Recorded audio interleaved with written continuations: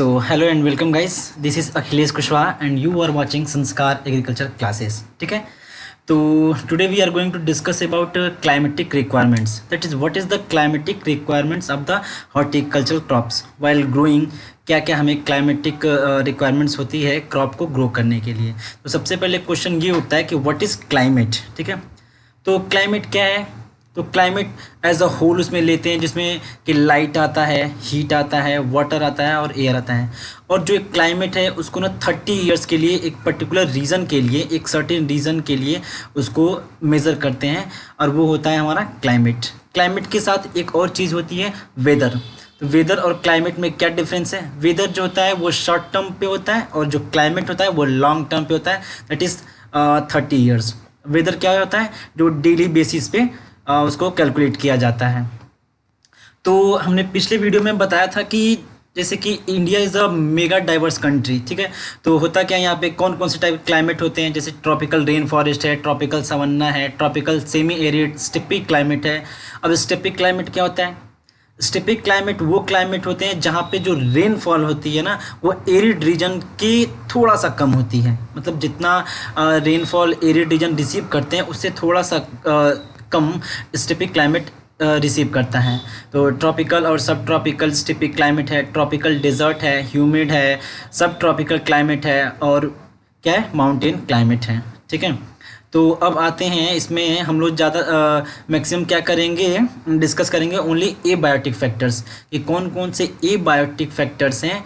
जैसे कि हीट है, लाइट है, एयर है. तो कौन कौन से वो चीज़ हैं जो हमारे क्रॉप को इफ़ेक्ट करती हैं. ठीक है. तो सबसे पहले आता है लाइट.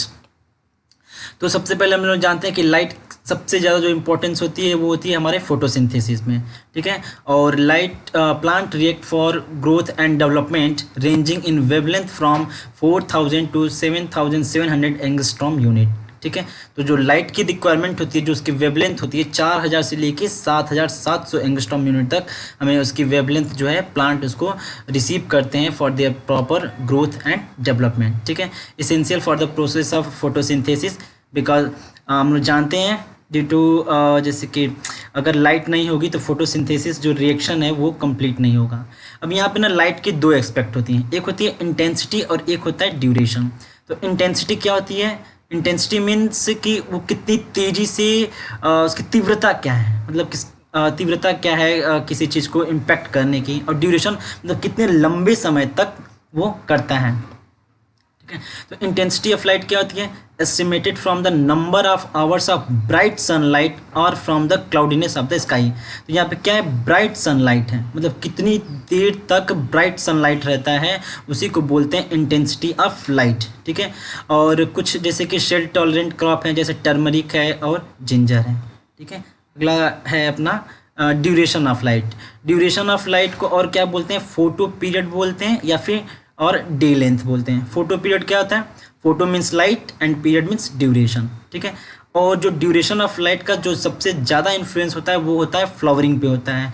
और on the basis of that duration of light may be divided in 3 parts. Long day plants, short day plants and day neutral plants. Long day plants क्या होते हैं. वो प्लांट्स होते हैं जिनको लाइट जो चाहिए होता है वो 12 घंटे से ज़्यादा होती है. ठीक है. Means the requirement of light is more than 12 hours. For short day plants the requirement of light is less than 12 hours. And day neutral plants they are not regulated by day length और photoperiod. ठीक है. तो यहाँ पे एक बार फिर से मैं बताना चाहूँगा कि ये जो ड्यूरेशन ऑफ लाइट है वो मेनली इन्फ्लुएंस करता है फ्लावरिंग को. तो फ्लावरिंग पे हमें अगर कैबेज है जैसे लॉन्ग डे प्लांट में तो जब उसकी फ्लावरिंग होती है तब हमें 12 घंटे लाइट चाहिए होती है. 12 hours light we need for that. ठीक है. अब एग्जांपल है यहाँ पे आप देख लीजिए जैसे शॉर्ट डे प्लांट्स है स्ट्रॉबेरी, पाइनएप्पल, क्राइजेंथेमम एक फ्लावर है. ठीक है. पोइनसेटिया, एस्टर, बाल्सम, साल्विया, यूफोबिया एंड जैंथियम. ठीक है. डे न्यूट्रल प्लांट्स में क्या होता है. टोमेटो है, मोस्ट फ्रूट ऑफ क्रॉप्स होते हैं, पेपर है, कुकुम्बर है, स्नैपड्रैगन है, मिराबिलिस है and certain varieties of peace भी है. ठीक है. अगला हीट. हीट क्या होती है. हीट होती है एक नॉन मैकेनिकल एनर्जी होती है. सबसे पहली पॉइंट क्या है. Heat is a type of energy. ठीक है. Sorry. Heat is a non mechanical energy transfer with reference to a temperature difference between a system and its environmental surrounding. तो इसको समझने के लिए कैसे समझेंगे. क्या लिखा है यहाँ पे, टेम्परेचर डिफरेंस होता है, ठीक है, between a system and it's environmental surrounding, ठीक है। It is measured by temperature by thermometers, ठीक है। तो किसी जगह पर्टिकुलर प्लेस का हीट कितना है तो कैसे मेज़र करेंगे, वो मेज़र होता है in the terms of temperature, और temperature is measured by thermometers, ठीक है।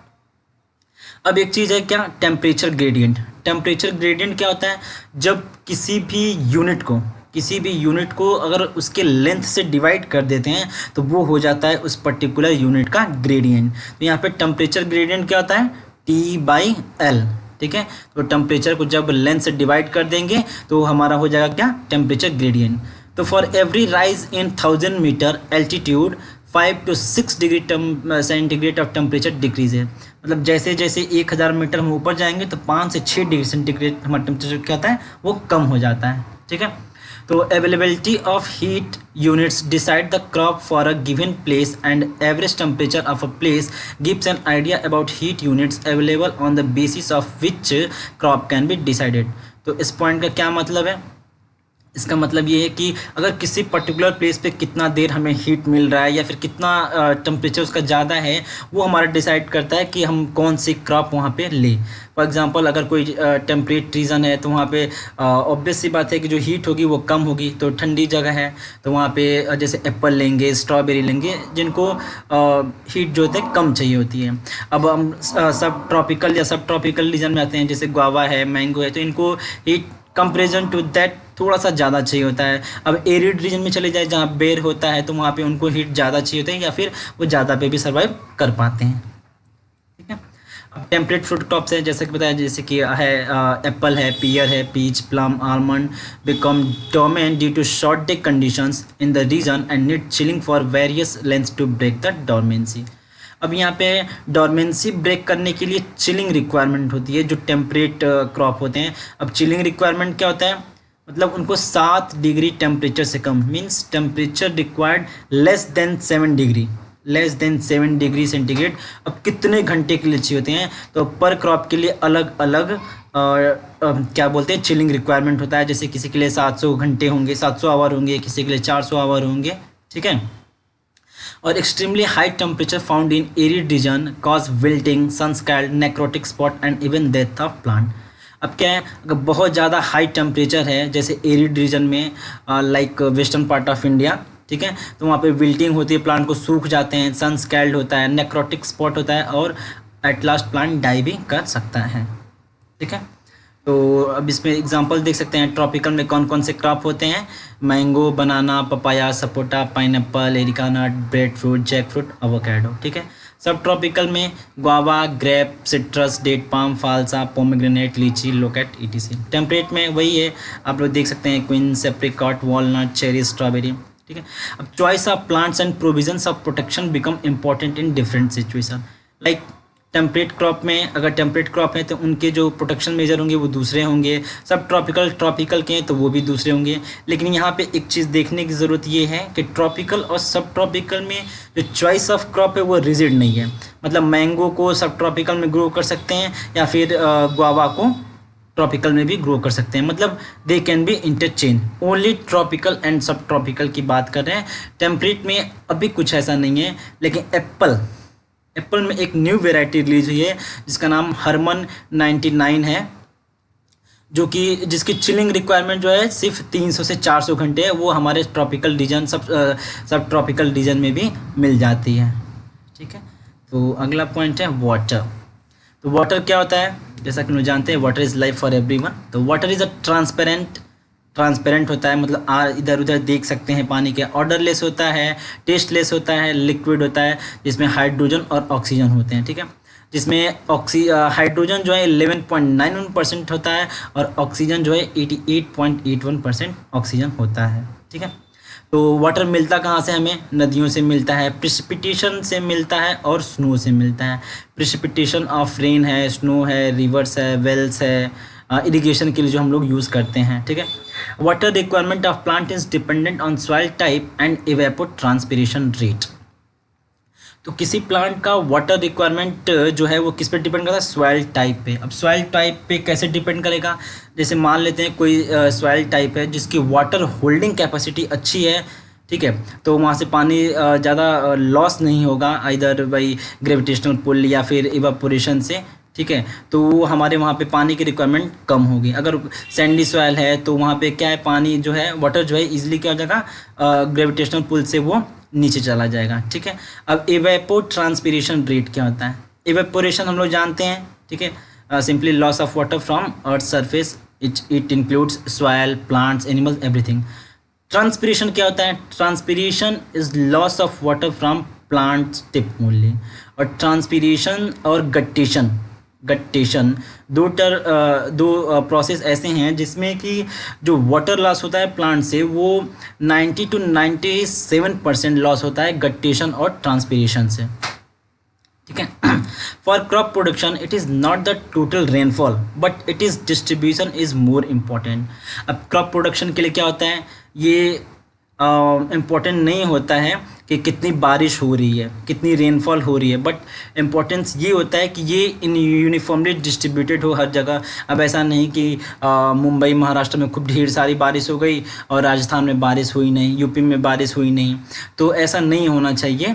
अगर यूनिफॉर्मली डिस्ट्रीब्यूटेड है हर जगह, अगर यूपी में भी मान लेते हैं 600 to 700 मिलीमीटर बारिश होती है, तो ऑलमोस्ट हर जगह उतना ही हो तो हमारे क्रॉप प्रोडक्शन के लिए यूज़फुल होता है, else it will be very dangerous. Fruit culture in India had to be supported by irrigation, or one has to select crop where fruiting is confined to water availability periods and trees remain dormant during stress, ठीक है। तो fruit culture के लिए क्या करते हैं, वैसी जगह को हम लोग सेलेक्ट करते हैं जहाँ पे वाटर अवेलेबिलिटी हो और क्या बोलते हैं वाटर अवेलेबिलिटी हो। और अगर वाटर अवेलेबल नहीं है पर्टिकुलर स्ट्रेस कंडीशन में लाइक जून टू सितंबर, तो उस टाइम वो डोरमेंट हो जाए, मतलब उस टाइम उनकी ना फ्लावरिंग हो ना फ्रूटिंग हो, जो स्ट्रेस कंडीशन है। और जब रेनी सीज़न आए या फिर जब वाटर आपके पास अवेलेबल हो उस टाइम फ्रूटिंग होती है तो वो अच्छा होता है, ठीक है। Water is also present in atmosphere as vapour and we call it as humidity. तो ह्यूमिडिटी क्या होती है कि ये जो वाटर प्रेजेंट होता है वेपर फॉर्म में हमारे एटमॉस्फेयर में, उसको बोलते हैं ह्यूमिडिटी। और ये ह्यूमिडिटी भी हमारे प्लांट के ग्रोथ और डेवलपमेंट को बहुत हद तक इन्फ्लुएंस करता है। कैसे? अगर लो ह्यूमिडिटी है तो उसका क्या होगा, ड्राइंग इफेक्ट होगा। और अगर हाई ह्यूमिडिटी है तो it will favour the fungal disease. मतलब अगर ह्यूमिडिटी कम है तो क्या होगा, वो ड्राइंग इफेक्ट होगा, मतलब प्लांट्स सूख जाएंगे। और अगर बहुत ज़्यादा है तो क्या होगा, डिजीज़ इन्फेक्शन ज़्यादा हो जाएगा। अब हाई ह्यूमिडिटी के क्रॉप कौन से हैं? सपोटा है, बनाना है। Banana is also known as water loving plant, mangosteen, jackfruit and breadfruit. Low humidity या फिर ड्राई में क्या है, बेर है, ग्रेप है, डेट पाम है, पोमीग्रेनेट है, सिट्रस है, आंवला है और गुआवा है। अब आते हैं एयर पे। एयर क्या होता है? It is a mixture of different type of gases like oxygen, nitrogen and other carbon dioxide and other many more gases are also there, ठीक है। if its quality is polluted by the accumulation of gases like hydrocarbons, SO2, CO2, CO, NO, ethylene, methane, the plant's growth adversely affected। मतलब अगर हमारा water pollution है, जैसे इसमें अगर sulphur के ऑक्साइड हैं, कार्बन के ऑक्साइड हैं, या फिर कार्बन मोनोऑक्साइड है, इथाइलिन है, या फिर मीथेन है। और मीथेन जो है हमारे जो सबसे ज़्यादा प्रोड्यूस होती है वो राइस कल्टीवेशन से होती है। मतलब जब हम लोग जहाँ पे पैडी की खेती करते हैं, पैडी की फार्मिंग करते हैं, तो उस पैडी फार्म फील्ड से सबसे ज़्यादा मीथेन गैस जो है वो रिलीज़ होती है, ठीक है। The movement of air causing great damage to crops in desert, coastal areas, valleys, for which provision of wind breaks and shelter belts are suggested।